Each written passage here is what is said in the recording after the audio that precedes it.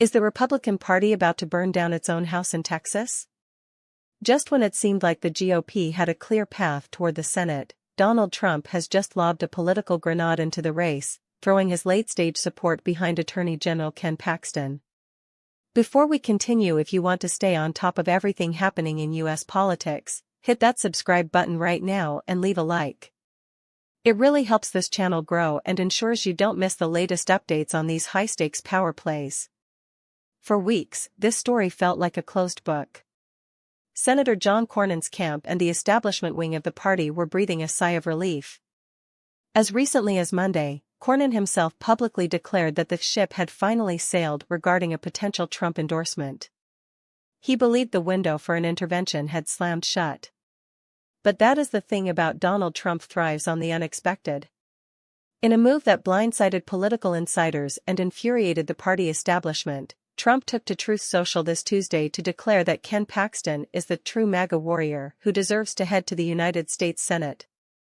Trump acknowledged that he worked well with Cornyn in the past, but the sting of perceived disloyalty was clearly too much to overlook. "John Cornyn is a good man," Trump wrote, "but he was not supportive of me when times were tough." It is a classic Trump maneuver, prioritizing unwavering personal loyalty over institutional longevity. But this endorsement comes with massive, potentially catastrophic baggage. Ken Paxton is not your typical candidate. He has been the face of a decade of legal and ethical storms in Texas. From impeachment trials to ongoing securities fraud investigations, and even a messy personal divorce, Paxton is a magnet for controversy. The establishment wing of the party is absolutely terrified. They argue that by backing a candidate with this much personal baggage, Trump is essentially handing a golden ticket to the Democrats. For years, Democrats have dreamed of turning Texas blue. With a candidate like Paxton on the ticket, they believe this is their best opening in decades. Republicans are now bracing for a scenario where they might have to burn hundreds of millions of dollars just to defend a seat that, under a more traditional candidate, would have been a safe bet. It raises a massive strategic question: is this about winning the seat, or is this about settling scores within the party?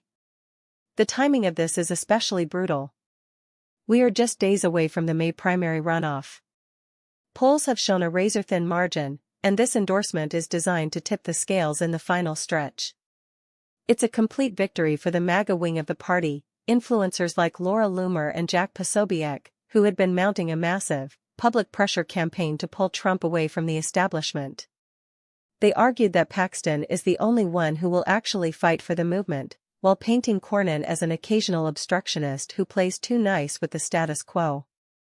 Paxton himself seems to be leaning into this alignment. He recently floated the idea of stepping aside if the Senate would commit to eliminating the filibuster and passing the Save America Act.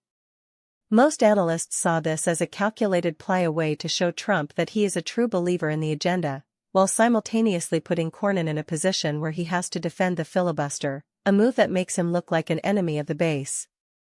So, what does this mean for the future of the GOP? Are we witnessing a necessary purification of the party, or is this the moment the Republicans lose their grip on the Senate? Is loyalty to the movement worth the potential cost of losing a critical seat to a formidable challenger like James Tallarico? I want to hear what you think. Does Trump's endorsement of Ken Paxton guarantee a GOP victory, or is this a massive miscalculation that could lose the Senate? Drop your opinion in the comments below. I read every single one, and the debate is already heating up. Whatever happens in the coming days, one thing is certain: the Texas primary just became the most dangerous game of political chicken in the country. Stay tuned, because this is far from over.